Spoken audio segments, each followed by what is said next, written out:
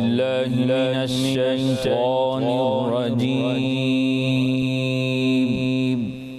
بسم الله الرحمن الرحيم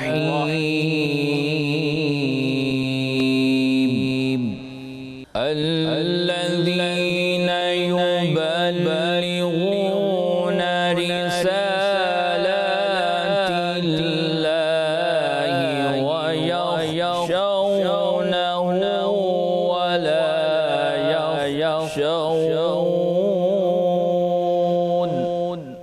ولا يخشون أحدا إلا الله وكفى بالله حسيبا ما كان محمد أبا أحد من رجالكم ولكن رسول الله وخاتم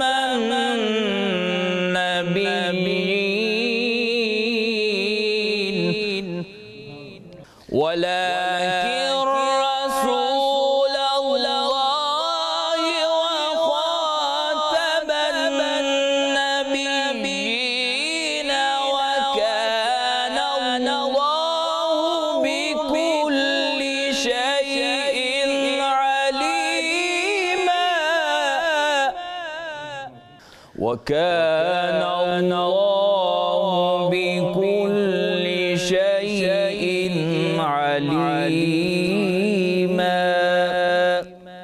الله أكبر بسم الله الرحمن الرحيم إنا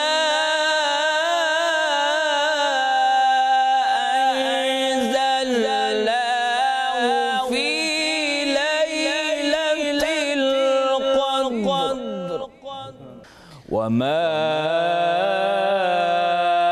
أدراك ما ليلة القدر إنا أنزلناه في ليلة القدر وما أدراك ما ليلة القدر ليلة القدر خير من ألف شهر تنزل الملائكة والروح فيها بإذن ربهم من كل أمر سلام تنزل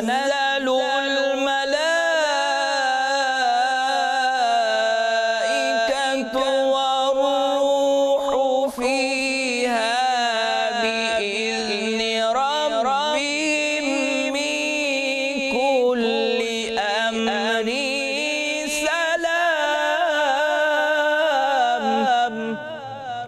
سلام هي حتى مطلع الفجر صدق الله العظيم جزاك الله ما شاء الله جزاك الله ما شاء الله اللهم صل على سيدنا ومولانا محمد وعلى آل سيدنا ومولانا محمد وبارك وسلم وصل عليه رب اشرح لي صدری ويسر لي امری واحلل عقدة من لسانی یفقهوا قولی رب زدنی علما۔ خواتین و حضرات، ایم نیوز کی افطار نشریات فرقان رمضان میں آپ سبھی کو کہیں گے خوش آمدید۔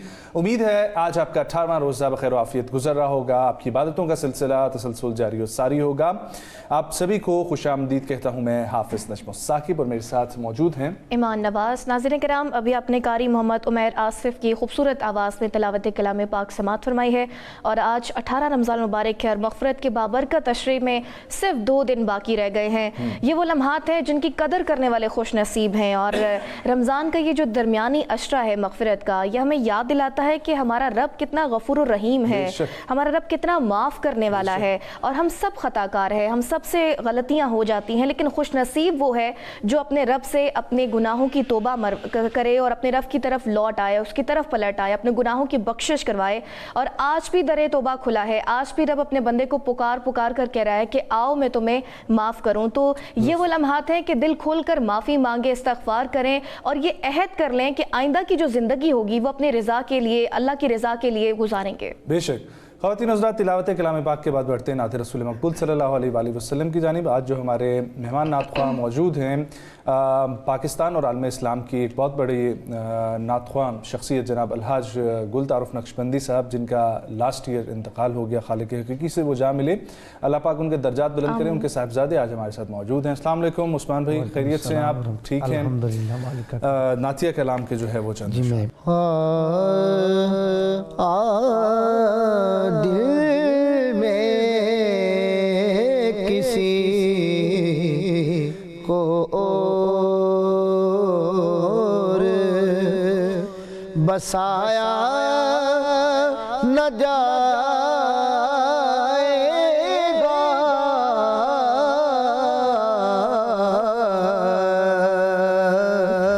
دل میں کسی کو اور بسایا نہ جائے گا،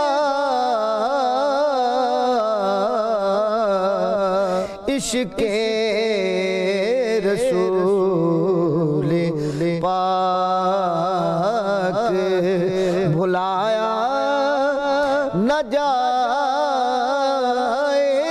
گا، دل میں کسی کو وہ خود ہی جان لے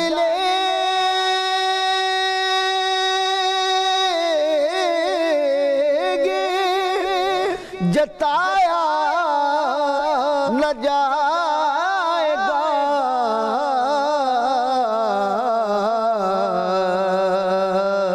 ہم سے تو اپنا حال سنایا نہ جائے گا، ہم سے تو اپنا حال سنایا نہ جائے گا، دل میں کسی کو ہم کو جزا ملے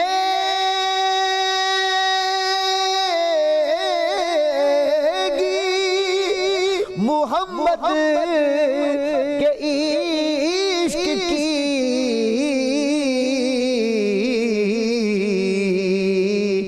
دوزخ کے آس پاس بھی لایا نہ جائے گا، دوزخ کے آس پاس بھی لایا نہ جائے گا، دل میں کسی کو بے شک رسول شاہ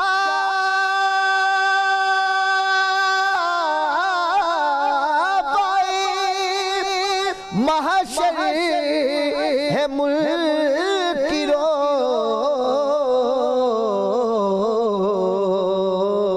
کیا تم کو ان کے سامنے لایا نہ جائے گا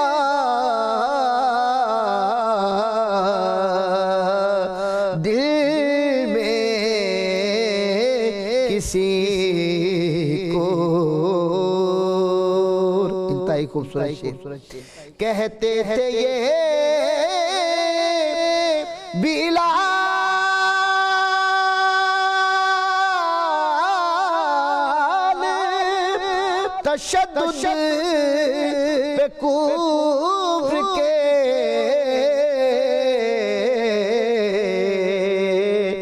عشق نبی تو دل سے مٹایا نہ جائے گا عشق نبی تو دل سے اور مانے گا ان کی بات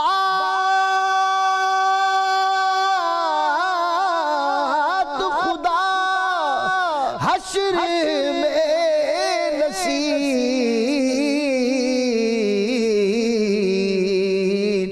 بن مصطفیٰ خدا کو منایا نہ جائے گا دل میں کسی کو سلامت رہیں آباد رہیں اور کیا روح کو تازہ اور ایمان کو تازہ کر دینے والا کلام جناب پیر نصیر الدین نصیر صاحب کا لکھا ہوا کلام اور آپ کے والد صاحب نے جس طریقے سے اس کو پڑھا اور آج آپ نے ان کی یاد تازہ کر دی. اللہ آپ کو سلامت رکھے, اللہ آپ کے والد اور پیر نصیر الدین نصیر کی جو ہے وہ قبر پر رحمت جو ہے وہ کروٹ کروٹ ان کو نصیب فرمائے. خواتین و حضرات وقفے کی جانب ہم لوگ بڑھتے ہیں, واپس آئیں گے, علماء حضرات ہمارے ساتھ تشریف فرما ہوں گے. فرقان رمضان کا سلسلہ جاری ہے, ہمارے ساتھ رہے گا.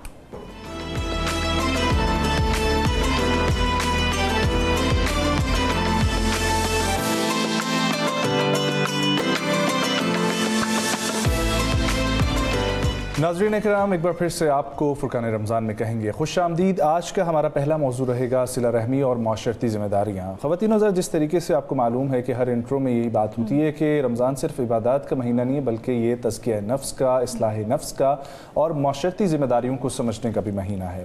بھوک پیاس سے ہمیں احساس ہوتا ہے کہ ہمارے جو آس پاس ہمارے رشتہ دار, پڑوسی یا جو ضرورت مند افراد ہیں وہ کس طریقے سے نارمل ڈیز میں بھی اپنا گزر بسر کرتے ہوں گے. اس دوران انسان کو چاہیے کہ وہ اپنے رشتہ داروں, پڑوسیوں, ضرورت مند افراد کے ساتھ جو ہے وہ صلہ رحمی سے پیش آئے. اور صلہ رحمی کا نتیجہ اللہ تعالیٰ قرآن میں جس طریقے سے فرماتے ہیں کہ انہیں اللہ اپنی رحمت اور برکت عطا فرمائے گا. اور صلہ رحمی کی اہمیت کو اگر ہم دیکھیں تو مومن مرد اور عورتیں ایک دوسرے کے مددگار ہیں, یہ کہا گیا ہے. اور رشتوں کو جوڑنا ایمان کا حصہ جو ہے اس کو سمجھا گیا ہے. نہ صرف مرد حضرات بلکہ خواتین کا کردار جو ہمیں اسلام میں دیکھنے کو ملتا ہے کہ حضرت خدیجۃ الکبریٰ رضی اللہ تعالیٰ عنہ کا اگر ہم کردار دیکھیں تو انہوں نے اپنی تجارت اور مال کے ذریعے صلہ رحمی فرمائی.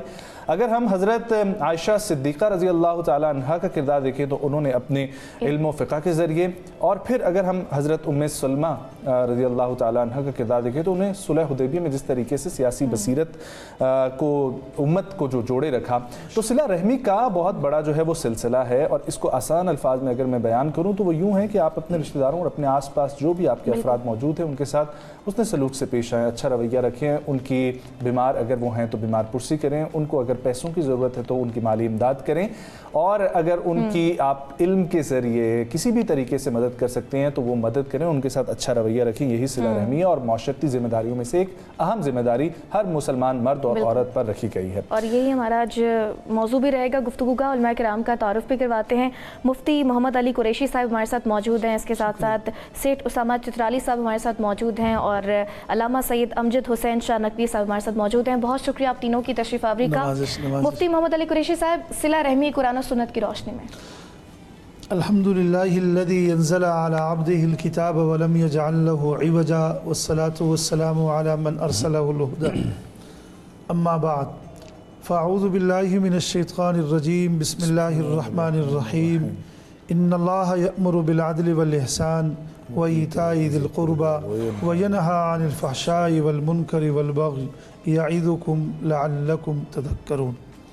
یہ آیت مبارکہ حضرت عمر بن عبدالعزیز نے اپنے دور میں نماز جمعے کے خطبے میں شامل فرمایا اور آج تک ہر خطیب جو ہے وہ نماز جمعے کے خطبے میں اس آیت مبارکہ کو پڑھتا ہے. یہ جو ان اللہ، یہ حضرت عمر بن عبدالعزیز رحمہ اللہ نے جو 1 سال جنہوں نے حکمرانی کی، وہ 99 ہجری میں وہ وقت کے خلیفہ بنے اور 100 سال جب آقا کے بعد پورے ہوئے تو وہ دنیا سے رخصت ہوئے.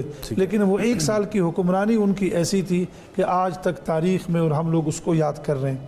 تو ان میں سے یہ آیت مبارکہ انہوں نے جمعے کے خطبے میں شامل فرمائی. تو یہ جو ہے اللہ کریم اس آیت مبارکہ میں 3 باتوں کا ہمیں حکم ارشاد فرماتے ہیں اور 3 باتوں سے ہمیں روکتے ہیں کہ بے شک اللہ کریم جو ہے وہ تمہیں حکم دیتا ہے. ان اللہ یأمر بالعدل، عدل کا موضوع عدل پر نہیں ہے، اور والاحسان اور نیکی کرنے کا، وایتاء ذی القربی اور رشتہ داروں کو ان کا حق دینے کا. آپ یقین جانیے اگر رشتہ داروں کو ان کا حق دینے سے یہ دونوں جو پہلے احکامات بھی وایتاء ذی القربی میں آپ ضم کرنا چاہتے ہیں تو ایک دور حاضر کے مفسر ہیں وہ فرماتے ہیں یہ 2 باتیں بھی آپ ان میں شامل کر سکتے ہیں. کیا مطلب؟ کہ آپ رشتہ داروں کے درمیان عدل کریں اور آپ رشتہ داروں کے ساتھ والاحسان نیکی کریں. تو جو رشتہ دار ہے، جو صلہ رحمی ہے، یقیناً اس کو جوڑنے کا ایک حق ہے. آپ نے بہت 2 3 4 اشارات تاریخ سے دیے. حضرت علی رضی اللہ تعالی عنہ آپ صلی اللہ علیہ وسلم کے پروردہ ہیں، یعنی آقا نے ان کی تربیت بھی فرمائی اور ان کو اپنے گھر میں بھی رکھا. اب صلہ رحمی کی بات آپ دیکھیں، جب نبی اکرم صلی اللہ علیہ وسلم مدینہ منورہ آئے اور مدینہ منورہ میں مواخات کا جب سلسلہ قائم ہوا، یعنی بھائی چارے کا، ایک انصاری کو لیا گیا، ایک مہاجر بھائی کو لیا گیا، ان دونوں کے درمیان میں ایک مواخات، ایک بھائی چارگی قائم فرمائی گئی. لیکن آپ صلی اللہ علیہ وسلم نے حضرت علی کو فرمایا آپ میرے ساتھ رہو گے، آپ میرے، یہ صلہ رحمی ہے. یہ صلہ رحمی ہی کی ایک شکل ہے کہ آپ کے والد ماجد کے میرے اوپر خواجہ ابو طالب کے احسانات ہیں. میں جب بچپن اور لڑکپن میں تھا تو میں کیوں ان احسانات کو بھول جاؤں، میں آج آپ کو اپنے ساتھ رکھوں گا. آپ نے حضرت علی رضی اللہ تعالی عنہ کو اپنے ساتھ رکھا.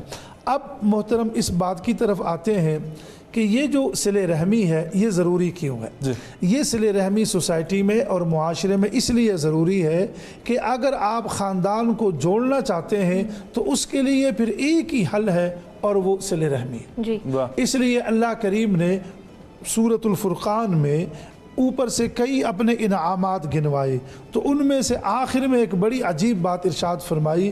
فرمایا وَهُوَ الَّذِي خَلَقَ مِنَ الْمَاءِ بَشَرًا فَجَعَلَهُ نَسَبًا وَصِهْرًا، کہ میں نے اس انسان کو بحیثیت بشر پیدا کیا اور میں نے اس کو 2 نعمتوں سے نوازا، ایک سسرالی رشتہ اور ایک حسب نسب کا رشتہ. وہ بھی صلہ رحم، اس کے لیے بھی صلہ رحمی ضرورت ہے. اس کے لیے بھی ایک روایت میں آتا ہے ایک صحابی سے آقا نے پوچھا آپ کے والد ماجد کون ہیں؟ انہوں نے اپنے والد ماجد کا نام بتایا ہوگا تو حضور صلی اللہ علیہ وسلم نے فرمایا من ربک، وہ بھی آپ کا والد ہے جس نے آپ کی تربیت کی، یعنی استاذ بھی اس میں سب کچھ. اور فرمایا من زوجک، جہاں سے آپ کو، یعنی جہاں سے جس خاندان میں آپ نے نکاح کیا وہ سسر بھی آپ کے والد ماجد ہیں. یعنی مطلب یہ ہے کہ یہ جو صلہ رحمی ہے اس کو جوڑنے کا حکم ہے. اس لیے میں ایک ہی حدیث نقل کر کے بات ختم کر دوں، بڑی مشہور اور معروف حدیث ہے. آقا فرماتے ہیں سل من قطعک वाफ़ु अम्मन ज़लमक वासिन इला मन निसा इलैक। अगर वो आपके साथ तोड़ना भी चाहें आप भी फिर भी जोड़ दें, अगर वो जुल्म भी करना चाहें तो आप उसको क्या कर दें, माफ़ कर दें, और अगर वो बुराई का भी सोचते हैं चलें आप अपने थिए उसके साथ अच्छाई का सोचें। बहुत खूब, बहुत खूब। साहब ये फरमाइएगा कि सिला रहमी की अहमियत आज के माशरे में कितनी ज़रूरत है हमें उसकी, और दूसरी चीज़ ये कि सिला रहमी का ताल्लुक़ क्या सिर्फ रिश्तेदारों के साथ है या बाकी पड़ोसी ज़रूरतमंद अफराद के साथ भी है? अल्हम्दुलिल्लाहिल्लज़ी अल्लम बिलक़लम सुब्हानक ला इल्म लना इल्ला मा अल्लमतना इन्नका अंतल अलीमुल हकीम वस्सलातु अला मुहम्मद सल्लल्लाहु अलैहि वसल्लम। अम्मा बाद, रहम जो है, रहीम होना, ये सिफ़ात रहमानी है और ये अल्लाह की सिफ़त है। अल्लाह अपना तारुफ़ भी जब कुरान की इब्तिदा में कराता है तो अर्रहमान अर्रहीम से करवाते हैं। रहमान अल्लाह सब के लिए है, रहीम अल्लाह जो है अपने बंदे और जिसे कहते हैं जो उस पर ईमान लाए उनके लिए है।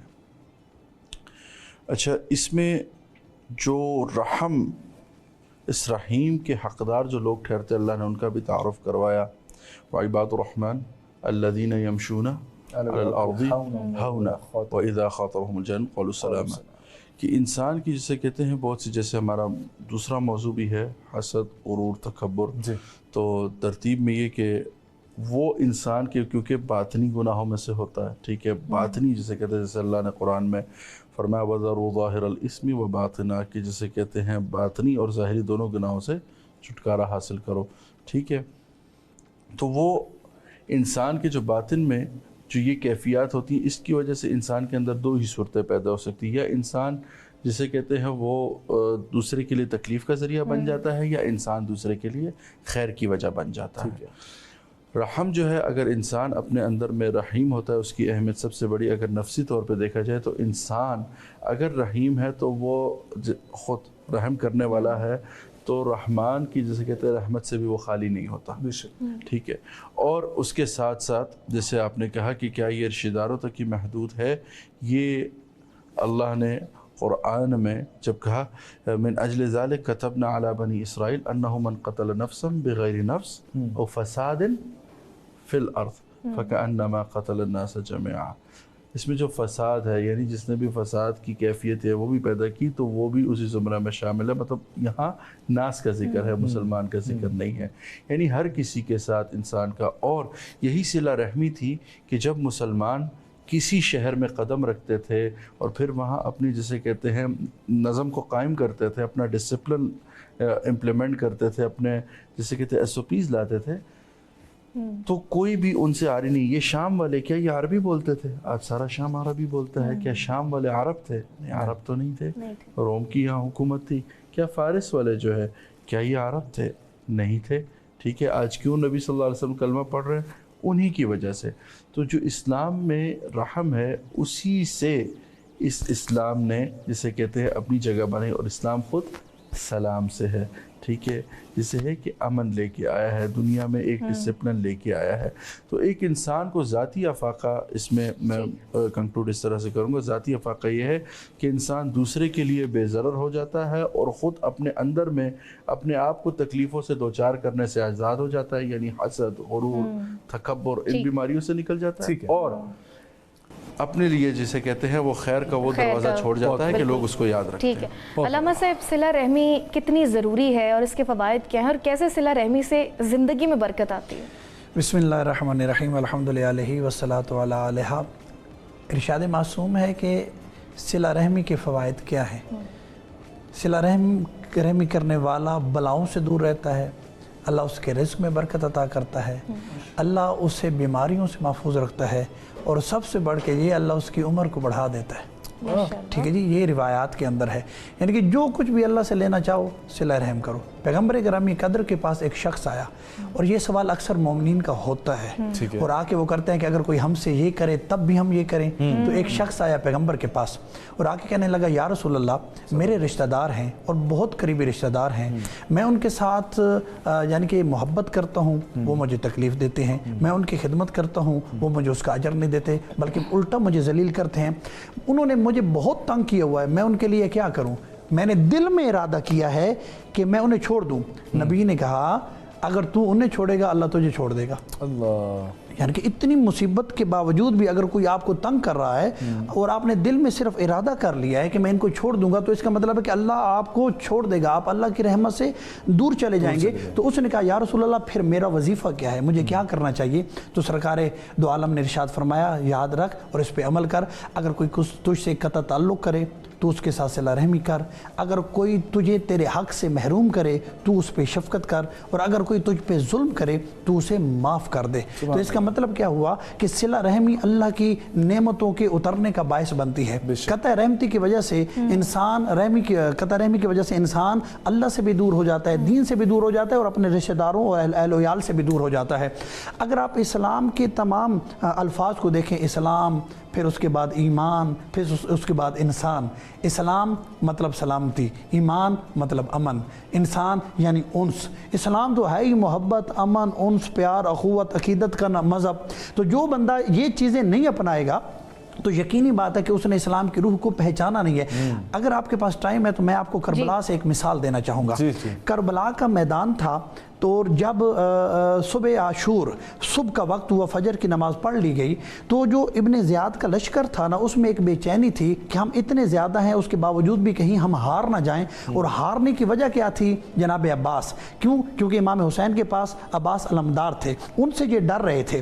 तो इसका वो फिर भी इतने ज़्यादा होने के बावजूद भी वो क्या थे, घबरा रहे थे कहीं अब्बास हमें कत्ल ना कर दे, हम उसकी वजह से हार ना जाएं। तो क्या किया जाए? तो शिमर ने कहा मैं कोई ना कोई करता हूँ अपना इसका बंदोबस्त। उन्होंने कहा कैसे? उन्होंने कहा कि अब्बास मेरा रिश्तेदार है, तो मैं जाके अपने रिश्तेदारी का उसे वास्ता देता हूँ, कुछ ना कुछ मेरा मामला बन जाए। अब ये आ गया ख़याम हुसैनी के पास और आके कहने लगा ए अब्बास तू मेरा रिश्तेदार है, यानी तू मेरा भांजा है। हालांकि ये तारीखी एतबार से ठीक नहीं है, पूरी एक तारीख है, वो मैं तफसील नहीं बयान करना चाहता। तो इसने जब कहा ना कि मेरी बहन का बेटा कहाँ है, जनाब अब्बास ने जब सुनो तो बड़ी तकलीफ और जलाल में आए, लेकिन चुप रहे।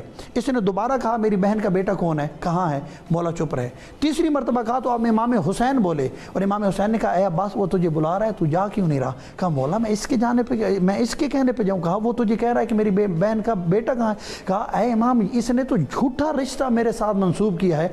इमाम हुसैन ने कहा ए अब्बास अल्लाह और अल्लाह के रसूल का ये हुक्म है कि अगर कोई तुमसे झूठे रिश्ते का भी दावा करे तो उसका एहतराम करो। ठीक है जी, उसका एहतराम कर, चला जा और सिर्फ बात सुन के आ जा, मुझे पता है कि उसकी बात का तुझ पे असर नहीं होगा। तो ये है सिला रहमी कि अगर कोई झूठा रिश्ता भी आपके साथ जोड़ना चाहे ना, तो झूठे रिश्ते की भी आपने क्या करना है? एहतराम करना है, उसकी भी इज्जत करनी है। चाहे जाए कि हम अपने माँ बाप से कता ताल्लुक कर लें, अपने बहन भाइयों से कता ताल्लुक कर लें। आपका पहला सवाल भी था कि कौन कौन है, माँ बाप पहले हैं, बहन भाई पहले हैं, उसके बाद बाकी रिश्तेदार हैं। तो लिहाजा कता रहमी से आपने अल्लाह की रहमत से अपने आप को दूर करना है और सिला रहमी की वजह से आपने अपने आप को अल्लाह की रहमत के साए में लेके। बहुत खूब। ख़वातीनो हज़रात, एक वक्फे का वक्त हुआ चाहता है, वापस आएंगे, हमारे साथ रहिए।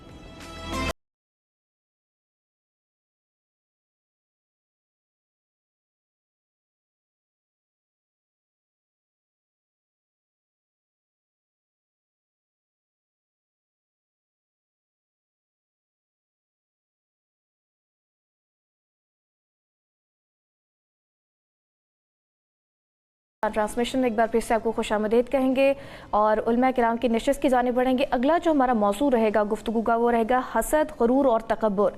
ये वो बातनी बीमारियां हैं जो इंसान के अमाल को भी खा जाती हैं और दिल को भी स्याह करती हैं। अल्लाह ताला कुरान मजीद में हसद के शर से पनाह मांगने की भी तालीम देता है। वमिन शर्रिन हासिदिन इज़ा हसद। हसद वो पहली चिंगारी थी जिसने ज़मीन पर फसाद की बुनियाद रखी। काबिल ने अपने भाई हाबिल से हसद किया और उसे कत्ल भी कर दिया। इसी तरह तकब्बुर ने इब्लीस को भी तबाह कर दिया। जब उसे आदम अलैहिस्सलाम को सजदा करने का हुक्म मिला तो उसने कहा मैं इससे बेहतर हूँ। यही गरूर है जिसने उसे अल्लाह की रहमत से महरूम भी कर दिया। और नबी करीम सल्लल्लाहु अलैहि वसल्लम ने फरमाया जिसके दिल में राई के दाने के बराबर भी तकब्बुर होगा वो जन्नत में दाखिल ना होगा। सहाबा किराम की ज़िंदगियों में हमें आजिज़ी का सबक मिलता है और सबसे बड़ी मिसाल हज़रत उमर बिन ख़िताब रज़ी अल्लाह ताला अन्हु, जो एक अजीम हुक्मरान भी थे मगर रातों को गलियों में गश्त करते थे, बेवाओं और यतीमों کو مال پوچھتے تھے, ان کا حال پوچھتے تھے اور اپنے کندھوں پر آٹے کی بوریاں اٹھا کر ضرورت مندوں تک پہنچایا کرتے تھے. یہ تھی حقیقی عظمت, عاجزی کے ساتھ انہوں نے اپنی زندگی گزاری. اللہ تعالیٰ فرماتے ہیں بے شک اللہ تکبر کرنے والوں کو پسند نہیں کرتا, اس لیے ہمیں بھی چاہیے کہ اپنی زندگیوں میں عاجزی پیدا کریں اور اپنے دلوں میں صلہ رحمی بھی پیدا کریں, اور اس چیز کو جان لیں کہ اللہ تعالیٰ ہی عزت دینے والا ہے اور وہی ذلت دینے والا ہے. بے شک, جیسا کہ ایک طرف صلہ رحمی اور دوسری طرف حسد اور تکبر ہے. مفتی صاحب, جس طریقے سے ہم لوگ دیکھتے ہیں کہ قطع رحمی کا بہت سخت معاملہ اللہ تعالیٰ نے رکھا ہوا ہے, تو کیا یہ حسد اور غرور ہی ہوتا ہے جو آپ کے دل کے اندر پیدا کرتا ہے؟ کیونکہ جس طریقے سے سورہ محمد میں بھی ارشاد ہے کہ حسد فساد فی الارض ہے.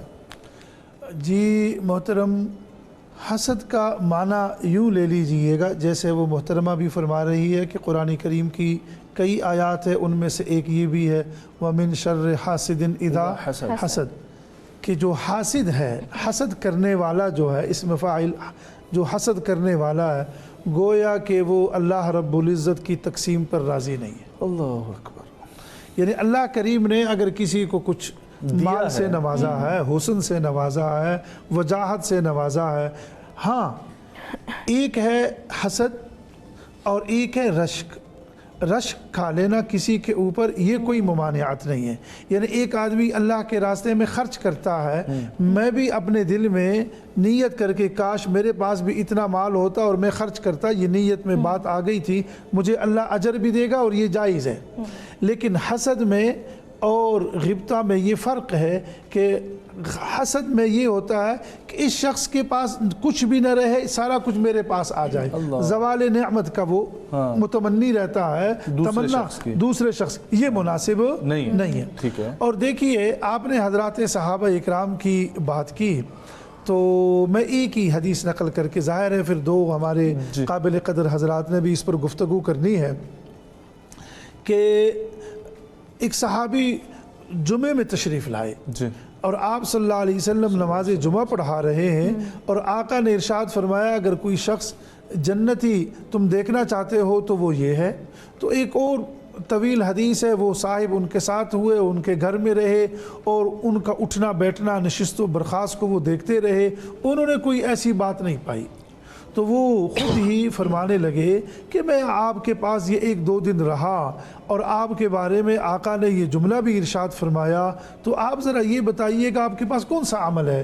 وہ کہنے لگے میں اپنے دل کو صاف رکھتا ہوں. سبحان اللہ. میں اپنے دل کو کیا رکھتا ہوں؟ صاف رکھتا ہوں. باقی جہاں تک غرور کی بات آپ نے کی میرے محترم, دیکھیے شاہ ولی اللہ فرماتے ہیں یہ گرد ہے, یہ گرد کپڑوں کو لگے تو یہ ناقابل برداشت ہے, اور اگر نیچے ہو تو ہم اس کے اوپر کیا کریں؟ چلیں, چلتے ہیں, اس کے اوپر چلتے ہیں, اس کے اوپر ہم سفر کرتے ہیں. یہی حال ہے کہ اگر انسان عاجزی اختیار کرتا ہے رب اس کو پسند کرتا ہے, لیکن اگر وہ گرد کی طرح اوپر آ جائے وہ رب اس کو پسند نہیں کرتا. من تواضع للہ, جو عاجزی اختیار کرتا ہے, رفعہ اللہ, اللہ کریم اس کو بلندیاں عطا کرتا ہے.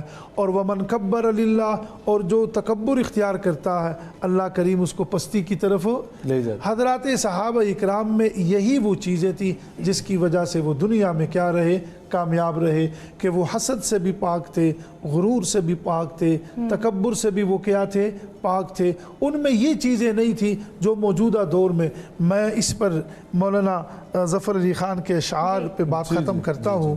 وہ فرماتے ہیں کہاں ہے اگلے زمانے والے, کہاں ہے اگلے زمانے والے, گردن قیصر و کسریٰ کی جھکانے والے, سبق انسان کو اخوت کا پڑھانے والے, بید کیا تھا جو کبھی آپس میں ملے نہ تھے, ہو گئے مشرق و مغرب کو ملانے والے. سادگی کا یہ عالم ہے جن کو نمک پہ دھوکہ ہوتا تھا کافور کا, ایک علاقے میں گئے پہچان نہیں سکے, کافور بھی سفید ہے نمک بھی نا, جن کو نمک پہ دھوکہ ہوتا تھا کافور کا, بن گئے خاک کو اکسیر بنانے والے, نہ روما سے دبے نہ ایران سے دبے, چند بے ترتیب اونٹوں کو چرانے والے.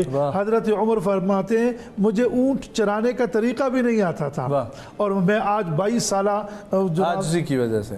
اسامہ صاحب یہ فرمائیے گا کہ حسد کی نفسیاتی تعریف کیا ہے؟ کیا یہ انفیریورٹی کمپلیکس کی وجہ سے جنم لیتا ہے؟ جو آپ کا سوال ہے اس میں دیکھا جائے جو حاسد ہے ٹھیک ہے. حاسد کی کیفیت میں جیسے قبلہ نے ارشاد فرمایا کہ وہ راضی برضا نہیں ہوتا، اللہ کی رضا پہ راضی نہیں ہوتا. پھر وہ دوسری جس کیفیت سے ہاتھ دھو بیٹھتا ہے وہ ہے شکر، کہ وہ شکر بھی نہیں کرتا. اس کے ساتھ جو اس میں جو ایک خطرناک چیز جو حاسد کے اندر ہوتی ہے کہ وہ بائی ہز ایکشنز، ایک تو ہوتا ہے بائی ورچو آف جسٹ کہ آپ کسی کو جیسے نظر لگانا یا کسی کی چیز کو دیکھنا، وہ معاملہ ہے. لیکن حاسد جو ہے نا وہ اپنے عمل سے شر پہنچانے میں بھی مطلب خائف نہیں ہوتا. ٹھیک ہے. جو ایک حاسد کی کیونکہ جیلسی ہے، سمیر آپ نے سنا ہوگا کئی ایسے واقعات سنے ہوں گے کہ شادی ہو رہی ہے، اچانک سے ایک اٹھا ہے وہ جی ناراض ہو کے جی سائڈ پہ بیٹھ گیا. سنتے ہیں نا واقعہ کہ جی فلانا رشتہ دار ناراض ہو گیا. اچھا کسی کی کوئی چیز ہے تو اس کی گاڑی پہ اسکریچ بھی مار دیں گے. عمومی طور پہ گاؤں میں بہت واقعات ہوتے ہیں. تو پہلے پریشان ہوتے تھے. امام شافعی رحمہ اللہ کا جب وہ قول پڑا کہ گاؤں کی میراث حسد ہے تو انہوں نے کہا، وہ کہتے تھے کہ شہروں کی طرف نکلو. ٹھیک. تو یہاں پہ جو لوگوں کا یہ انفیریٹی کمپلیکس اور یہ چیزیں تو آگے، لیکن اس میں جو سب سے بڑی چیز ہے کہ وہ اپنے پاس جب انسان جیسے کہتے ہیں وہ چیزوں سے خوش نہیں ہوتا اور اس کو دوسرے کے پاس جو چیزیں ہیں وہی نظر آ رہی ہوتی ہیں، وہ آہستہ آہستہ اپنے اوپر ان کو طاری کرتا رہتا ہے. اور پھر جو سائیکولوجیکل ہیلپ نہ ملنے کی وجہ سے یا ٹائملی اس کو انڈرسٹینڈ نہ کرنے کی وجہ سے وہ چیز اس کے لیے مسئلہ پیدا کرتی رہتی ہے. اس میں جو بڑا عمل ہوتا ہے ایسے لوگوں کے ساتھ، بعض ایسی کیفیت میں جو ہوتا ہے وہ یہ ہے کہ ہمارے ہاں صلہ رحمی کا نہ ہونا. جیسے پہلے بھی بات ہم نے چلی، ہم قطع تعلق کر لیتے ہیں بعض. اور اچھا یہ آپ حسد عمومی طور پہ دیکھیں گے ان جگہوں پہ آ جاتا ہے جہاں تھوڑے سے وہ لوگ حالات سے میں پیچیدہ ہوتے ہیں یا ان کے لیے حالات کی مشکلات ہوتی ہیں، رشتہ دار ساتھ نہیں دے رہے ہوتے. تو آ جاتا ہے انفیریٹی کمپلیکس جسے کہتے ہیں نا، وہ کئی جگہوں پہ یہ کہ قطع رحمی کی وجہ سے بھی ان کے ساتھ ہوتا ہے. تو عمومی طور پہ اپنے جو ایسے رشتہ دار ہوں ان کے سامنے بھی عاجز رہیں. اور جسے کہتے ہیں نا کہ اپنے آپ کو بھی دکھانا کم اور دوسرے کے ساتھ. لیکن ہاں یہ جو حسد ہے اپنے آپ میں وہ ایسے کہ اعمال کو ایسے کھا جاتا ہے جیسے لکڑی کو آگ کھا جاتی ہے. ٹھیک ہے، آگ کھا جاتی ہے. دیمک تو آہستہ آہستہ کرتی ہے نا، آگ تو فوراً سے لکڑی کو جو ہے راکھ میں تبدیل کر دیتی ہے. تو یہ اس طرح سے انسان کے اعمال کو بھی کھا جاتا ہے. اس کیفیت کو انسان صرف اندر پیدا نہ ہونے تو ایک ہی ہے، راضی با رضا کی کیفیت. انسان جب اس میں راضی ہو جائے جس پر اللہ نے اس کو رکھا ہوا ہے، پھر وہ صابر ہو جائے، پھر وہ شاکر ہو جائے، تو یہ حسد جیسی جو جسے کہتے ہیں نا بیماری ہے وہ اس سے مبتلا نہیں ہوتا. ٹھیک ہے. اور اس کے لیے آسان علماء یہی جو فرماتے ہیں کہ انسان جو ہے نا استغفار کرتا رہے اور شکر زیادہ زیادہ کرتا رہے، حسد سے بچا رہے. بالکل ایسے ہے. علامہ صاحب فرمائے گا کہ حسد کتنی بڑی بیماری ہے، اور عام گھروں میں ہم دیکھتے ہیں کہ بہن بھائیوں میں ایک حسد کا کانسیپٹ پایا جاتا ہے، تو کیسے حسد جو ہے وہ نیکیوں کو بھی جلا دیتا ہے؟ مفتی صاحب قبلہ نے بھی اشارہ کیا، حسد نیکیوں کو تو جلاتا ہے، اعمال کو بھی ضائع کر دیتا ہے. حسد احساس کم طریقہ جو شکار بندہ ہوتا ہے اس کے اندر زیادہ پیدا ہوتا ہے. دوسری آپ یہ سمجھ لیجئے گا کہ حسد کا پیدا ہونا گناہ نہیں. آپ نے ایک چیز کو دیکھا، آپ نے کسی کی ایک نعمت کو دیکھا اور آپ کے دل میں حسد پیدا ہوگا، یہ آپ کا اختیار ہی نہیں. اس حسد پہ عمل کرنا، ٹھیک ہے جی، وہ پھر آپ کے اعمال کو ضائع کر دے. حسد کا پیدا ہو جانا، پھر توبہ کر لیں، اللہ کی طرف چلے جائیں توبہ، ہاں، کیونکہ اس کے ارادے میں آ جانا یہ آپ کا اختیار ہی نہیں ہے. ٹھیک ہے جی. تو اس پہ امام زین العابدین کی ایک وصیت ہے امام محمد باقر کو. امام فرماتے ہیں، میرے بیٹے 5 طرح کے لوگوں کے ساتھ نہ کبھی کھانا کھانا، نہ کبھی اٹھنا، نہ بیٹھنا، نہ تعلق رکھنا، نہ انہیں اپنے پڑوس میں رکھنا، اور نہ تم ان کے پڑوس میں اپنا گھر لینا. ان میں سے ایک وہ ہے جو حاسد ہے، دوسرا وہ ہے جو صلہ رحمی یعنی کہ نہیں کرتا، قطع رحمی کرتا ہے. موضوع بھی آج ہمارا یہی ہے. تیسرا مغرور، متکبر، وہ بھی اسی کے اندر ہے. ان لوگوں سے بچے. کیوں؟ کیونکہ یہ آپ کے سکون کو بھی کھا جائیں گے. پھر اگر آپ حسد کی طرف آ جائیں، قرآن مجید بھی اس طرف اشارہ کرتا ہے کہ حسد ایسی بیماری ہے کہ بھائی کو بھائی کے قتل پہ آمادہ کر دیتا ہے. یہ قرآن نے کہا ہے. ٹھیک ہے جی. بھائی اور وہ اس نے وہ قتل کر بھی دیتا ہے. حابیل کا قتل قابیل نے کیا، وجہ کیا؟ حسد. یوسف کے بھائیوں نے یوسف کو کنویں میں پھینکا، وجہ کیا ہے؟ حسد. پھینکا کیوں؟ کہ اگر ہم پھینک دیں گے یوسف ہوگا نہیں تو ہمارے باپ کی توجہ ہماری طرف زیادہ ہو جائے گی. تو کیا ہے؟ حسد ہے. رسول خدا صلی اللہ علیہ وآلہ وسلم کو جو مکہ میں نہیں رہنے دیا گیا، وجہ کیا ہے؟ मरकज़ी हसद क्यों? क्योंकि हम इतने बड़े सरदार, हमारे पास इतना माल, हमारे पास इतनी दौलत और हमारी इतनी सकाफत, ये वो, और ये कल का बच्चा माज़अल्लाह, मुझे कहना नहीं चाहिए, उनके अल्फाज मैं दोहरा रहा हूँ, सुमा माज़अल्लाह रसूल खुदा सल्लल्लाहु अलैहि वसल्लम के बारे में हल्का लफ्ज़ भी निकालना ये भी कुफ्र होता है। यानी कि वो जो कहते थे ये कल आए हैं और कल इन्होंने अपने दीन को जो है वो राइज किया है और आज ये हमारे मुकाबले पे आ गया, तो वो क्या हो गया? हसद। तो लिहाजा ये है कि अगर अब हसद पैदा हो जाए, हमने करना क्या है? मुफ्ती साहब ने पहली गुफ्तगू में इशारा किया कि उस हसद को रश्क में तब्दील कर लें, ठीक है जी, और दुआ ये करें कि या अल्लाह इन्हें दिया है मुझे भी अता कर, और जो नेमत इनके पास है उस नेमत से मुझे महरूम न कर, मुझे भी वो नेमत अता कर। तो इसकी वजह से होगा क्या? आप शाकिर भी बन जाएंगे, आप अल्लाह की तकसीम पे राजी होने वाले भी बन जाएंगे, तो अल्लाह आपके रिस्क में, आपके वक्त में भी इजाफा कर देगा। हाँ, जैसे किबला ने कहा कि अगर आप किसी की कार को देखें और उस पर सकराई डालें तो आपको कार नहीं मिलेगी। किसी के रिस्क को देखें और फिर मिसाल के तौर पे आप घर में बैठे जलते रहे। मैं एक जुमला कहा करता हूँ, अगर हसद करने की वजह से आपके पास अच्छी चीज़ है और उस अच्छी चीज़ को देख के मैं जल रहा हूँ और हसद कर रहा हूँ, अगर जलने और हसद करने की वजह से वो नेमत मुझे मिल जाती है, फिर हसद करें, फिर कोई इशू नहीं, फिर आप हसद करें, क्योंकि मैंने हसद किया और वही नेमत मुझे मिल गई, फिर हसद करें। जबकि इसका उल्ट, आप हसद करेंगे तो उल्टा जो मिलने वाली नेमत है अल्लाह वो भी तुमसे ले लेगा। तो लिहाजा इस बीमारी से महफूज रहना चाहिए। दूसरी जो बात है कि जो हसद वाला ये मुआशरे में भी जो है ना वो इतना बाइज्जत शुमार नहीं किया जाता, लोग भी इससे डरते हैं, लोग इससे दूर भी रहते हैं। क्यों? क्योंकि उसकी ज़ुबान भी बाखलाक नहीं होती। हसद करने वाला बद अखलाकी में भी शुमार होता है, हसद करने वाला मगरूर भी होता है, हसद करने वाला बल्कि मैंने एक रिवायत में यहाँ तक भी पढ़ा है कि जो हसद करता है गोया उसने हसद नहीं किया, वो अल्लाह के मुकाबले पे आ गया है। और अब जो क्यों, वही मुफ्ती साहब वाली बात, क्यों? क्योंकि वो अल्लाह की तकसीम पे राजी नहीं। तो लिहाजा ये है कि हमें हसद से दूर रहना चाहिए, लोगों की नेमतों पर उनके लिए भी दुआ करनी चाहिए और फिर उनकी नेमतों को देख के अपने लिए भी दुआ करनी चाहिए। आप जब लोगों की नेमतों को देख के खुश होंगे तो अल्लाह आप पे खुश होगा, और जब अल्लाह खुश हो जाए तो आपको कभी किसी नेमत से महरूम नहीं रखेगा। बहुत खूब, बहुत खूब। ख़वातीन हज़रात, एक वक्फे की जानिब हम लोग बढ़ते हैं, जब वापस आएंगे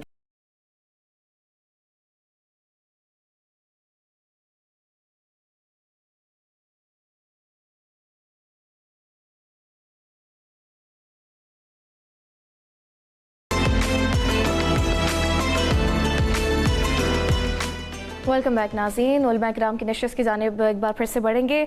मुफ्ती साहब, आपकी जानिब आना चाहूँगी, फरमाइएगा ये हसद और तकब्बुर कैसे इंसान के लिए तबाही का ज़िम्मेदार बनता है, और ये जो इल्म का तकब्बुर है कि मेरे पास ज़्यादा इल्म है और फिर किसी ऐसे बंदे से बात की जाए तो उसको ये समझा जाए कि तुम जाहिल हो, उसको हकीर समझा जाए, और इसके साथ ये भी फरमाइएगा कि जो हुस्न का तकब्बुर होता है कि मैं प्यारा, मैं लंबा, मैं खूबसूरत, और हालांकि जो इंसान है उसकी हैसियत ये है कि जब वो वफ़ात पा जाता है तो लोग किस तरह से उसको कहते हैं कि जल्दी तदफीन करें कि कहीं बदबू ना आ जाए, तो ये हमारी हैसियत है। लेकिन ज़िंदगी में जो हम ये तकब्बुर करते हैं हुस्न का, इल्म का, इसके बारे में फरमाइएगा। जैसे मोहतरम उसामा साहिब ने भी गुफ्तगू फरमाई और हज़रत ने भी कि देखिए, अगर अल्लाह करीम ने एक शख्स को हुस्न से नवाजा है, कद काट से नवाजा है, माल से नवाजा है, तो उस पर उसको चाहिए वो खुद भी अल्लाह का शुक्र अदा करे।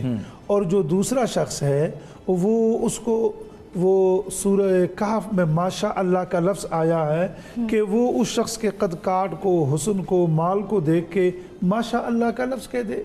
यानी जो अल्लाह ने चाहा वो इसको दिया, और अल्लाह इस पर भी कादिर है कि वो मुझे भी क्या कर सकता है, दे सकता है। लेकिन हमारे यहाँ मुआशरे में, सोसाइटी में ये है कि हम किसी के माल को भी बर्दाश्त नहीं कर सकते। बाकायदा घर के अंदर डिस्कस कर रहे होते हैं कि देखें जी, उन्होंने एक नई गाड़ी ले ली, उन्होंने एक घर बना लिया, या ये हो गया, वो हो गया। और मैं ये भी कहूँगा सामीन और सामियात से कि माँ बाप अपने घर में रिश्तेदारों की बदखुइयाँ बच्चों के सामने न करें। जी।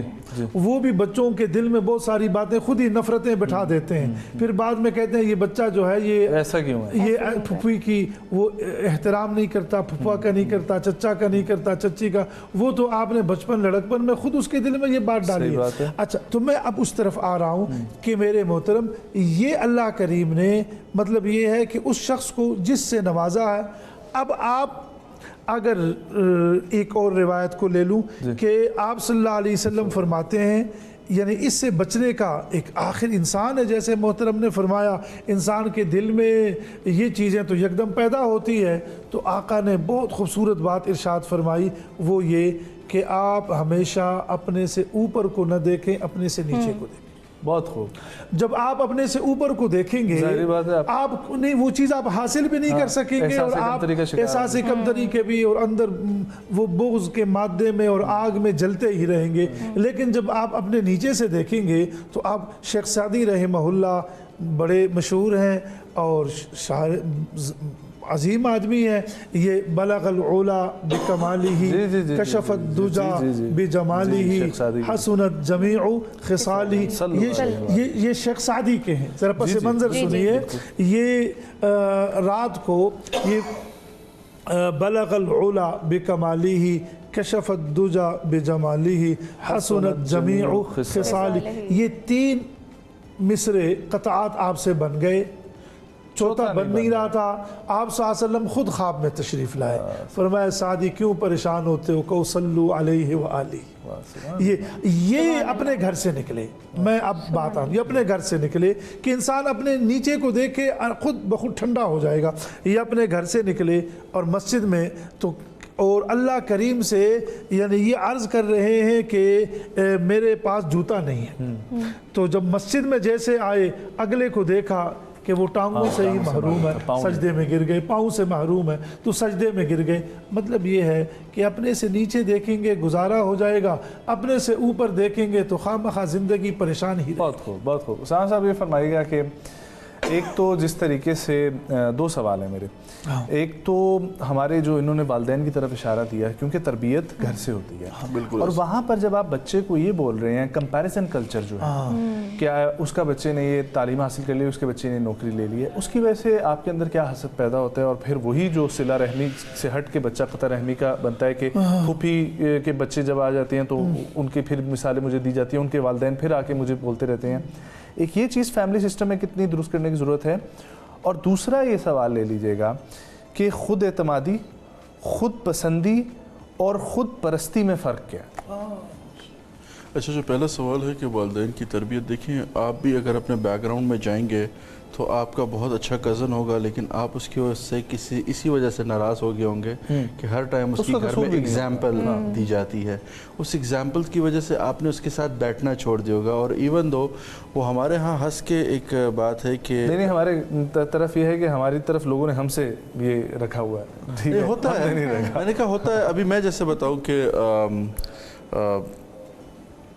वालिद साहब रहमतुल्लाह बहुत मेहनती आदमी थे, और जब वो उन्होंने माशाल्लाह बहुत मेहनत से तरक्की हासिल की, लेकिन उनके बारे में एक ही बात की, यार इसका बाप तो स्पीकर असेंबली रहा है, इसका बाप सेनेटर रहा है, इसके लिए इतनी तरक्की पाना कौन सा मुश्किल था।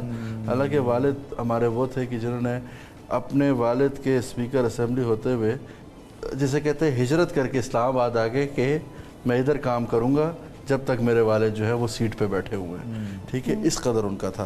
तो लेकिन वो जैसे कहते हैं आहिस्ता आहिस्ता हुआ, फिर हसद के मारे मेरे वालिद साहब में मतलब वो कैफियत पैदा हो कि अपने उन्होंने चित्राल जाना भी छोड़ दिया, ये आहिस्ता आहिस्ता रिश्तेदारों से वो कटते गए। अच्छा, अब अपनी ज़िंदगी में जब देखा अमली तौर पर, तो हमने एक ही चीज़ देखी कि जो कज़न्स हैं हम बहुत अच्छे खेल रहे हैं, लेकिन वो जैसे कहते हैं कंपैरिजंस की वजह से आहिस्ता आहिस्ता हम एक दूसरे से कटते गए, दूर होते गए। तो वालिदैन को जो है ना अपने मिजाज में ही करना चाहिए, अपने बच्चे से मोहब्बत करें और अगले के बच्चे के लिए दुआ करें। मिजाज हमारा ये अगर तब्दील हो जाए, अपने बच्चे की हौसला अफजाई करना शुरू कर दें, ठीक है, और उसे बताया नहीं बेटा आप भी बेहतर कर सकते हैं इंशाल्लाह, अगर उसने किया है और अगले के बच्चे ने अच्छा किया तो उसे हसद भी नहीं करना चाहिए, उसको डिग्रेड भी नहीं करना चाहिए। वो कहते हैं हाँ हाँ ये तुमने किया है, जैसे हम मैं बताता हूँ उसके एग्जांपल में दे देता हूँ कि लोग किस तरह देते हैं। हाँ जी आपका तो पिंडी बोर्ड था ना, हमारे बच्चा तो फेडरल बोर्ड से पढ़ रहा है। एक और भी चीज़ होती है कि अच्छा तुमने 1000 नंबर लिया, हाँ मेरा पड़ोसी उसने 1011 लिए उसके बेटे ने। ये जो मैट्रिक के नंबर होते हैं ना, आप ये बहुत अजाब, आप ये बहुत अजाब भी है, और बच्चे इससे बच्चियां और मेंटली, और ये लोग जाकर बाकायदा बोर्ड वालों से भी पूछ के आते हैं। सही बात है। नहीं असल में ये है कि ये जो बीमारी है ना, ये सारी वही है कि जो हमारी नफसानी बीमारी। देखिए जब तक रसूलुल्लाह सल्लल्लाहु अलैहि वसल्लम ने कहा इन्ना अकमल मुमिनीना ईमाना व अहसनहुम खुलुक़ा, बेशक तुम में से कामिल ईमान वाला वो है जिसके अखलाक अच्छे हो, क्योंकि ईमान को जो चीज़ ज़ाहिल करती हैं वो यही बातनी बुराइयाँ जो इंसान को करती है, हसद है, غرور و تکبر ہے، دوسرے کے بارے میں کینہ رکھنا ہے، بغض رکھنا ہے، تجسس پالنا ہے. ہم جیسے قرآن میں کہا لا تجسسو، ابھی تجسس میں ٹو میں لگ جانا، وہ ایسے ہی باتیں یاد آ گیا واقعہ. ہمارا جب میٹرک کا بورڈ رزلٹ بس کیا آنا تھا، ایسا آیا کہ خود بھی ایک دفعہ دیکھ کے انا للہ و انا الیہ راجعون پڑھا تھا. لیکن والد صاحب کے پاس گئے، بڑی حوصلہ افزائی کی تو کہیں ایک رشتہ دار کی کال آ گئی، ہاں جی جاوید صاحب کے بیٹے کیا نمبر ہے؟ انہوں نے کہا کہ بھائی صاحب آپ نے میرے بچوں کی فیسیں دی تھی یا کوئی ہے ادھار تو بتا دیں. تو اپنے بچوں کے لیے جو ہے اس طرح سے لینا پڑتا ہے. دوسرا جو آپ کا سوال تھا، میں غالباً خود اعتمادی، خود پسندی اور خود پرستی. دیکھیے خود انسان کا جو ہے اپنے جو اعمال ہیں اس کو اندازہ لگائیں. قیامت کے دن 3 طرح کے لوگ اللہ کے سامنے پیش ہوں گے. ٹھیک ہے، دنیا میں ظاہری طور پہ وہ جنتی ہوں گے، لیکن جب اللہ کے ہاں پیش ہوں گے تو ان کا فیصلہ جو ہے الٹ ہو جائے گا. ان میں سے مفصل حدیث ہے جسے کہتے ہیں شہید سامنے آئے گا. ٹھیک ہے، وہ کہے گا تو کیوں شہید ہوا؟ وہ بتائے گا کہ اللہ تیرے راستے میں لڑ شہید ہوا. اللہ کہیں گے نہیں، تو جھوٹ بولتا ہے، تو اس لیے ہوا کہ تو چاہتا تھا لوگ تو تعریفیں ہوں اور تجھے لوگ جسے کہتے ہیں تیرے شہادت کے چرچے کریں. فیصلہ ہوا کہ اس کو اس کی ریاکاری کے مطابق اس کو بدلہ دے دی. ایک سخی آئے گا، اس کے ساتھ بھی فیصلہ کیا جائے گا. ایک قاری قرآن آئے گا، اس کا بھی الٹ فیصلہ.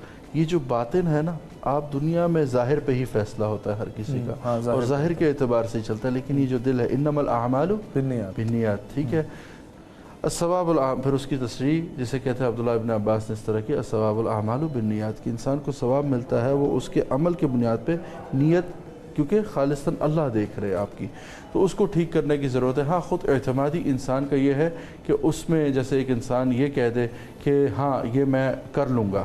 ٹھیک ہے، ایک بندہ جملے میں فرق، ہاں میں کر لوں گا انشاءاللہ. ٹھیک ہے، ایک بندہ کہے یہ میں ہی کروں گا، میرے سوا تو کوئی کر ہی نہیں سکتا. ٹھیک ہے، اب یہ کیفیت بن جاتی ہے کہ وہ اپنے اوپر اپنے آس پاس کے لوگوں کو حقیر جانتے. تم کیا کر سکتے ہو، یہ تو میں ہی کر سکتا ہوں. یعنی اپنے تک جو ہے سیلف سینٹرڈ کرنا چیزوں کو، یہ جسے کہتے ہیں. اور یہ خود پسندی میں آ جا، خود پسندی کے ساتھ جسے کہتے ہیں انسان، جسے آپ نے وہ جملہ بہت اچھا استعمال کیا، سوری میرے ذہن سے وہ نکل گیا، کہ انسان جو ہے اپنے اندر میں ڈوبتا جاتا ہے. اور یہیں سے قرآن میں دیکھیں ایک آیت ہے یضل بہ کثیرا ویہدی بہ کثیرا، کہ بہت سے لوگ اس سے اپنی گمراہی کا استعمال بھی کریں گے، بہت سے ہدایت پائیں گے. کیا وما یضل بہ الا الفاسقین. فاسق کون ہے؟ فاسق کے جو علماء بتاتے ہیں 3 درجوں میں انسان جو ہے نا فسق کی طرف جاتا ہے. پہلا ہوتا ہے کہ وہ گناہ کبیرہ کرتا ہے، لیکن ایسا ہے کہ وہ کسی کو بتاتا نہیں ہے، یہاں سے اس کے لیے لوٹنا آسان ہے. دوسرے درجے میں یہ ہے کہ وہ گناہ کبیرہ کرتا ہے اور لوگوں کو بتاتا ہے. اب یہاں سے کیا ہوا کہ وہ اپنے لیے گواہ پیدا کر رہا ہے، گرچہ اللہ چاہے تو اس کو لوٹا سکے. لیکن تیسری ایسی ہے کہ ایک انسان گناہ کبیرہ کرے، لوگوں کو بتائے اور پھر اس پر استدلال بھی کرے، یعنی اس کی جسٹیفیکیشنز بھی دے اپنے گناہ کی. یہاں کہتے ہیں اللہ کے رحم سے خالی ہو جاتا ہے. ٹھیک ہے، تو انسان کو اس سے جو ہے اپنی کیفیت میں خود، اور یہ جسے کہتے ہیں نا، وہ جسے کہتے ہیں نا، ہم اسے کہیں کہ سیلف اکاؤنٹیبلٹی، اگر وہ انسان کے اندر رہے تو یہ بیماریاں زندگی کا حصہ نہیں بنتی. بالکل ایسے. علامہ صاحب، یہ جو عبادات کا ایک تکبر ہے کہ انسان یہ سوچے کہ میں پرہیزگار، میں نماز ادا کر رہا ہوں، میں روزے رکھ رہا ہوں، میں حج ادا کر رہا ہوں اور اللہ کی میں قریب ہوں، اور دوسرا شخص جو ہے وہ اتنا پرہیزگار نہیں ہے، اللہ سے یہ دور ہے. عام گھروں میں بھی ہم یہ پریکٹس دیکھتے ہیں کہ بہن بھائی بھی ایک دن تہجد کے لیے اٹھے تو کہتے ہیں دیکھا میں تہجد کے لیے اٹھا ہوں، یہ کیسے سو رہا ہے. تو یہ جو عبادات ہیں یہ اللہ کے ہاں پھر ان کا کیا درجہ ہے؟ نہیں، غرور تو ہر قسم کا جائز نہیں ہے. پہلے تو انسان غرور کرتا کس بات پہ ہے؟ پہلے تو اپنی حقیقت کو تو دیکھے. انسان کا آغاز بھی ایک نجس قطرہ ہے، اور جب انسان مرے گا تو اس وقت بھی اس کو چھونے والے پہ غسل واجب ہو جائے گا. یعنی کہ ناپاکی اس کا ابتدا ہے اور ناپاکی اس کی انتہا ہے. غرور کس بات کا؟ ہاں جی، انسان پہلے تو اپنے نفس کو پہچانے نا، کہ آیا مثال کے طور پر میں اس قابل ہوں کہ کسی چیز پہ اتراؤں. اب اللہ نے زندگی دی ہے تو کیا میں نے اپنی مرضی سے لی ہے؟ یہ اللہ کی دی ہوئی ہے. اب اگر موت آئے گی تو میں اللہ سے لڑ سکتا ہوں؟ نہیں. ہاں جی، تو غرور کس بات کا؟ یہ پورا وجود اللہ نے مجھے عطا فرمایا ہے، تو کیا یہ میرے اختیار میں ہے؟ نہیں. اللہ نے یہاں تک بھی ہم پہ پابندی لگا دی ہے کہ خودکشی بھی نہیں کر سکتے، کیونکہ یہ اللہ کا مال ہے. اللہ کے مال پہ اپنی مرضی آپ کر ہی نہیں سکتے. اس پورے مال پہ اللہ کی مرضی چلے گی، تو غرور کس بات کا؟ اب آئیے، میں امام جعفر صادق منصور دوانکی کے دربار میں بیٹھے تھے.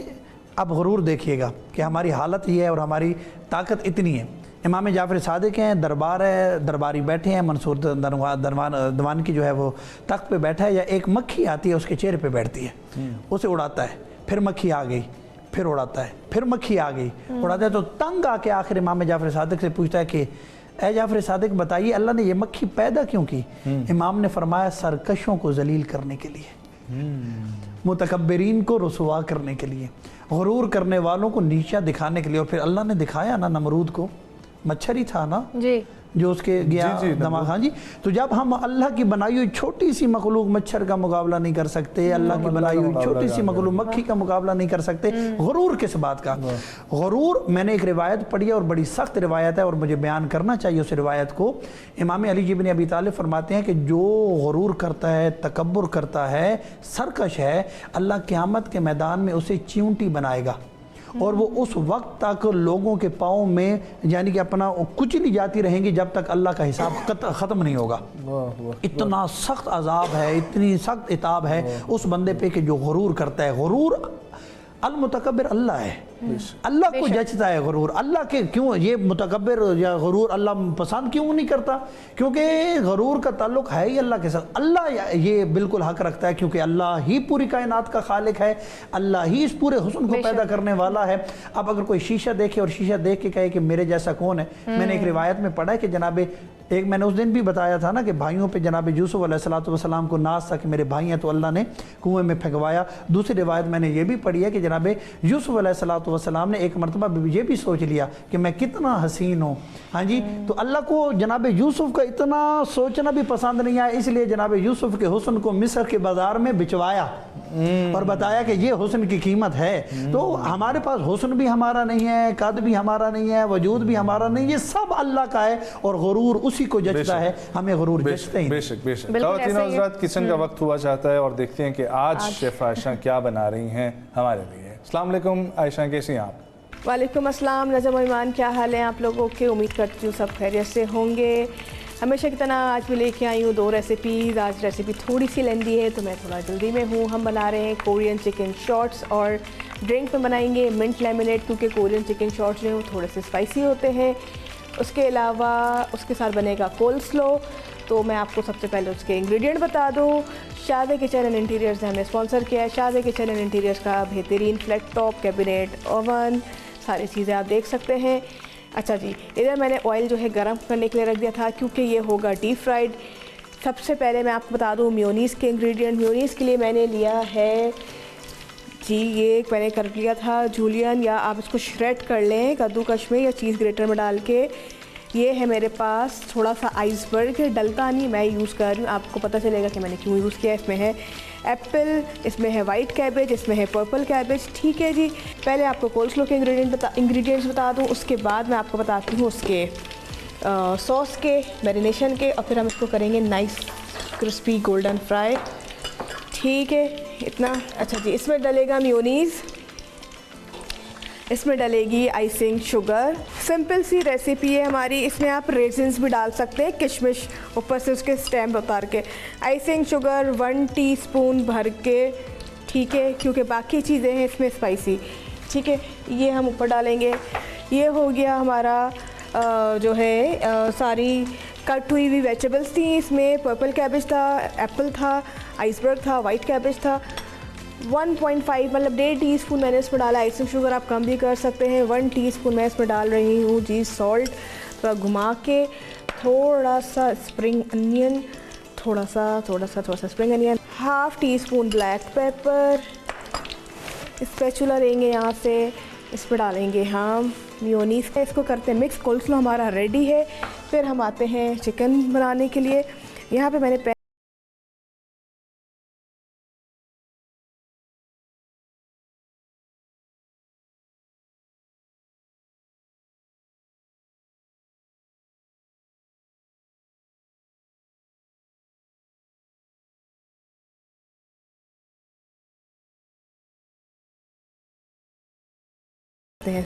ایک طرف، اب لیتے ہیں یہاں سے ایک ہم بول، اس میں 2 چکن بریسٹ لیے ہیں اور ان کو تھوڑا بڑا کٹ کیا ہے، مطلب سلانٹ کٹ کیا ہے۔ یہ ایک چکن بریسٹ ایسے ہوتا ہے، اس کو میں نے 2 کر دیے، بلکہ 3 کیے ہیں، ٹھیک ہے۔ चिकन थाइस इस वक्त अवेलेबल नहीं थे, आप स्किन वाले चिकन थाइस लें, उससे आप बनाइए, ज़्यादा अच्छा बनेगा। ठीक है जी, ये 2 चिकन ब्रेस्ट ले लिए हैं, इसके अंदर हम मैरिनेशन करते हैं इसकी। हम इसमें जाएगा सॉल्ट हाफ़ टी स्पून या 1 टीस्पून आपको अगर ज़्यादा पसंद है, ब्लैक पेपर,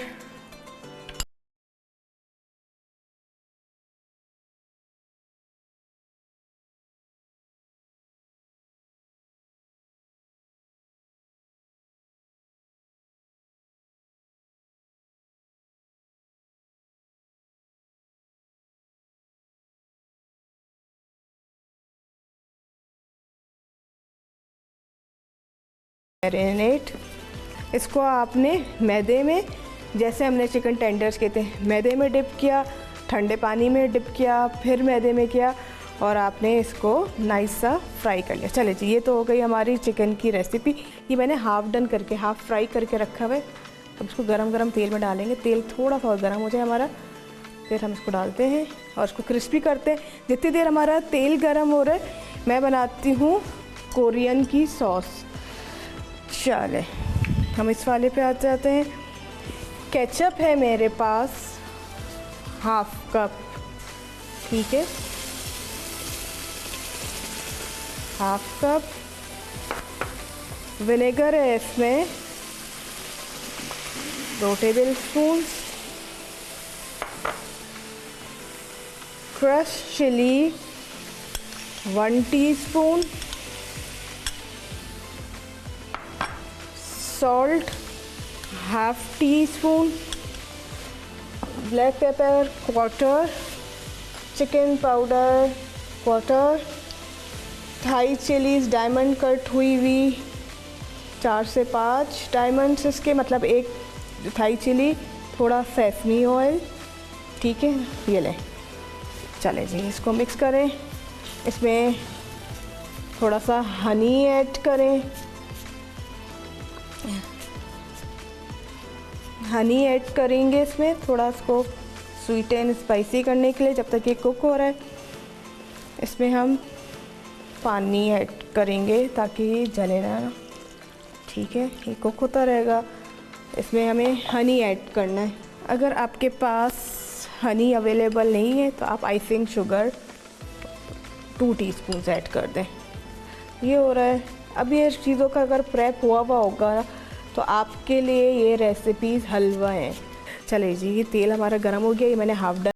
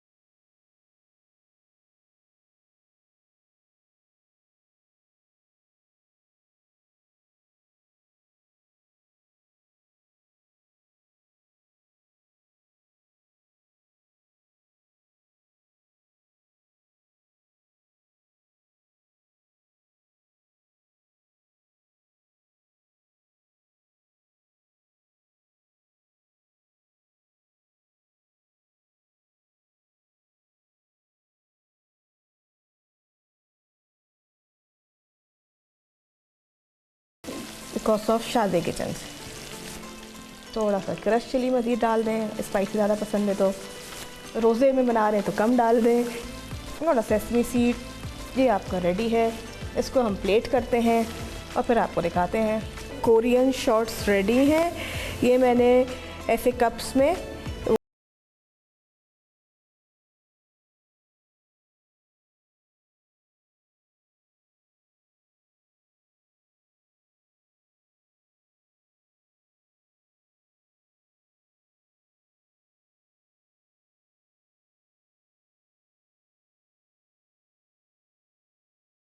एप्पल्स लो, ये आपने लेना है, ये आप लगा दें इसके ऊपर, थोड़ा ज़्यादा लगाइएगा दिल खोल के। बहुत टेक्सचर वाली डिश है ये, क्रिस्पी, अंदर से सॉफ्ट, ऊपर से स्वीट एंड कोल्ड, स्पाइस की जो है ये हॉटनेस, और थोड़ा टेंडर चिकन अंदर से गरम गरम। गार्निश मैंने डाल तो दी, अगर आपको स्पाइसी कम पसंद है तो आप कम कर लीजिएगा। इसके ऊपर ये डाल दें आप स्प्रिंग अनियन, सेसमी सीड्स थोड़े से स्प्रिंकल कर दें। चलिए जी चलते हैं हम आज की दूसरी रेसिपी की तरफ, जो कि है mint lemonade. Very simple yet easy, कोई कुछ भी ब्लेंड नहीं करेंगे हम इसको। ब्लेंड करना चाहे कर भी सकते हैं, हम इसको खाली इसमें मिक्स करेंगे। मेरे पास था हाफ़ जो है जग मेरे पास था चिल्ड वाटर, और हाफ़ इसमें था मेरे पास वाइट सोडा। कोई भी आपका कार्बोनेटेड ड्रिंक जो वाइट वाला होता है वो, उसके साथ है ये लेमन स्क्वाश है मेरे पास।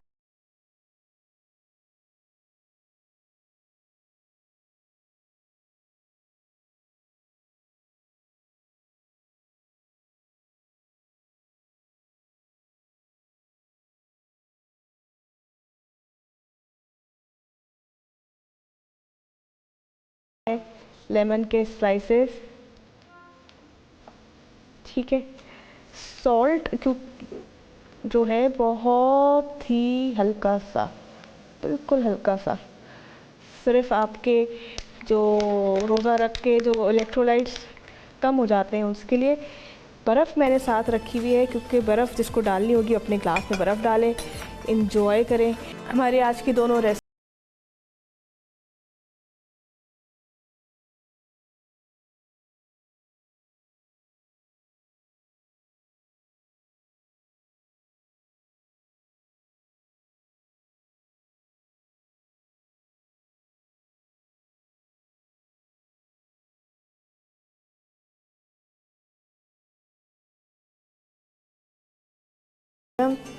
ठीक हो गया जी। बड़ी खूबसूरत डिशेस आयशा हमारे लिए रोज़ तैयार करती हैं, अल्लाह पाक इन्हें सलामत भी रखे।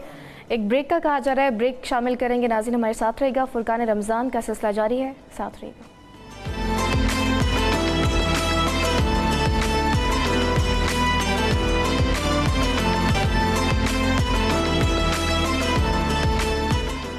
वेलकम बैक नाज़रीन, फुरकान रमज़ान में एक बार फिर से खुश आमदीद कहेंगे। और अब हम अपने अगले सेगमेंट की जानिब बढ़ेंगे। सवाल और जवाबात के ये सेगमेंट है।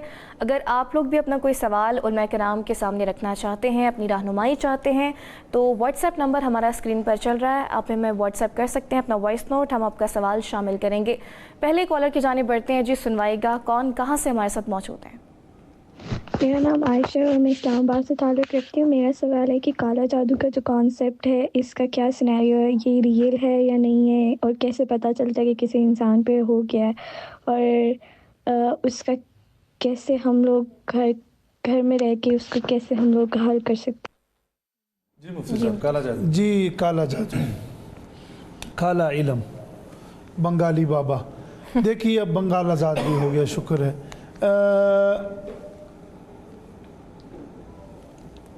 कलाम के असर से इनकार नहीं किया जा सकता। यानी मसलन आप किसी से खुश अखलाक़ी से बात करती है, उसका असर और है।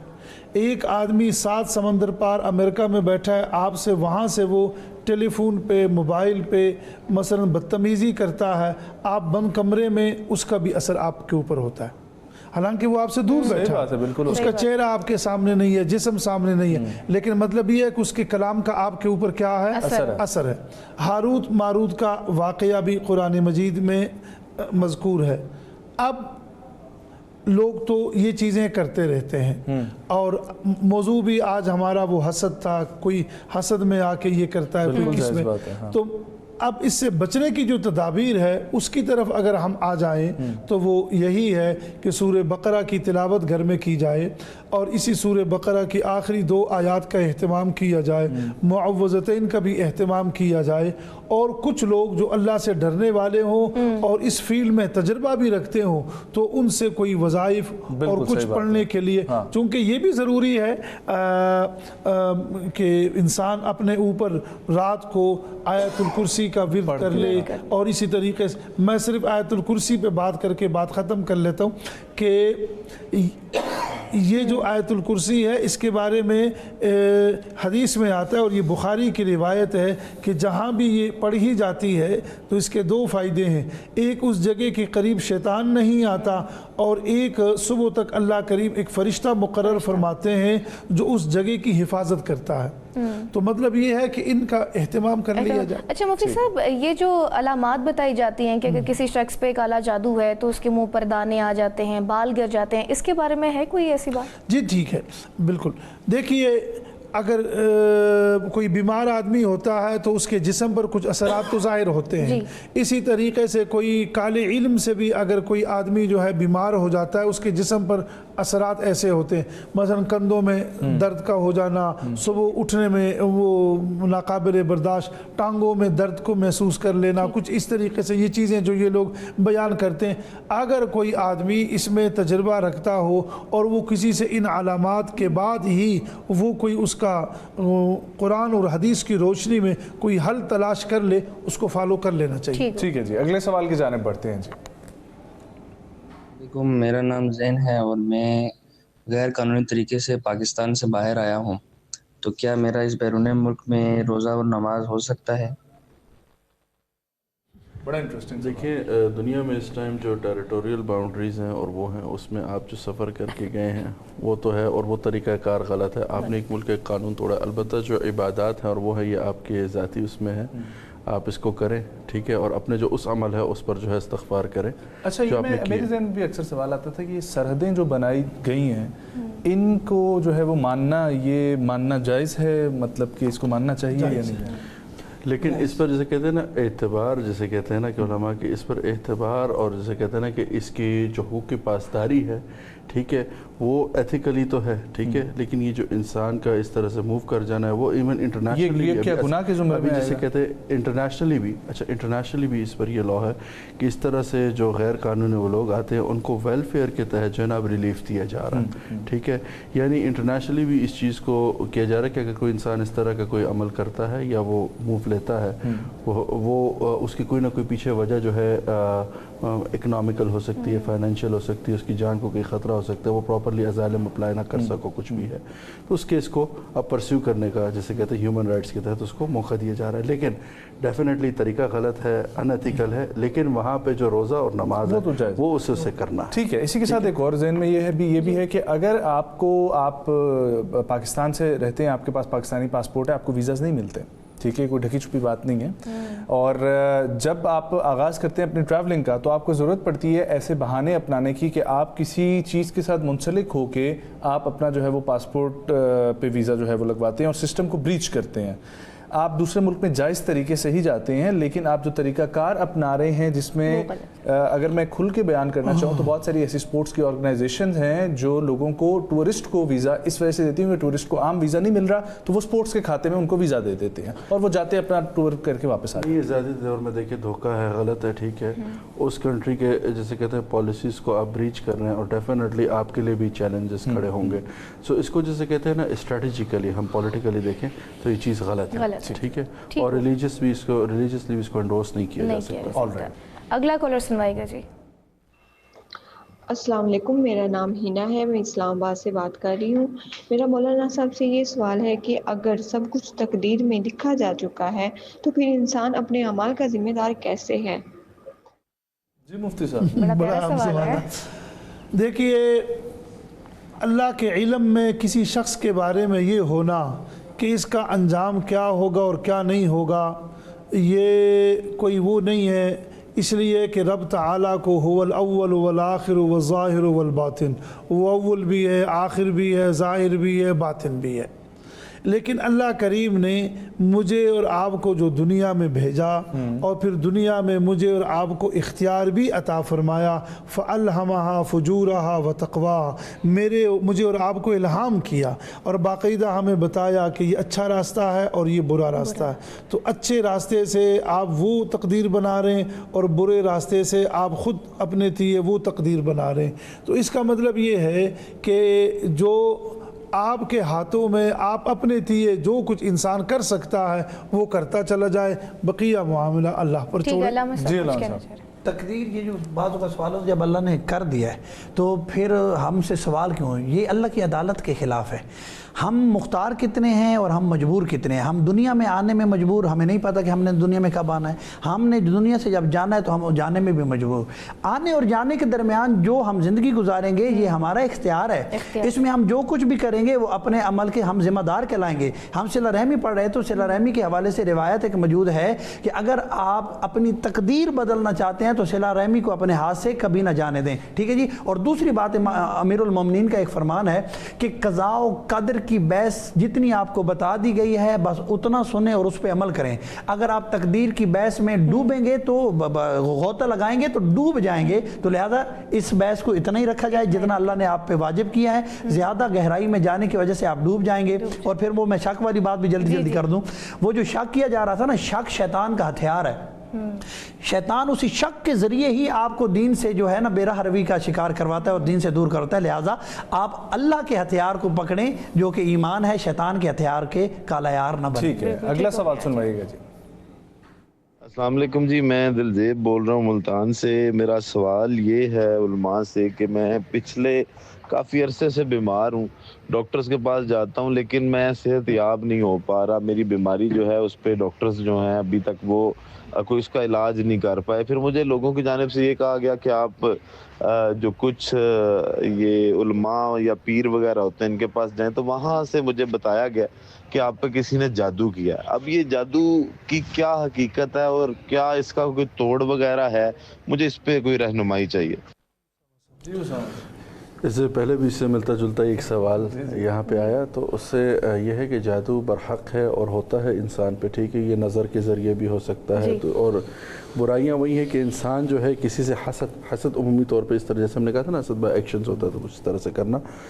तो लेकिन इसके हवाले से हमारे एक वैसे आमिल दोस्त हैं पाकिस्तान में मौजूद हैं, वहाँ कारोबार भी उनका ठीक ठाक चल रहा है। तो वो एक बात कहते हैं कि पाकिस्तान में कोई काला जादू वाला मरीज़ यहाँ मौजूद नहीं है। उमूमी तौर पे यहाँ जितने अमराज मौजूद हैं वो नज़र के ही होते हैं।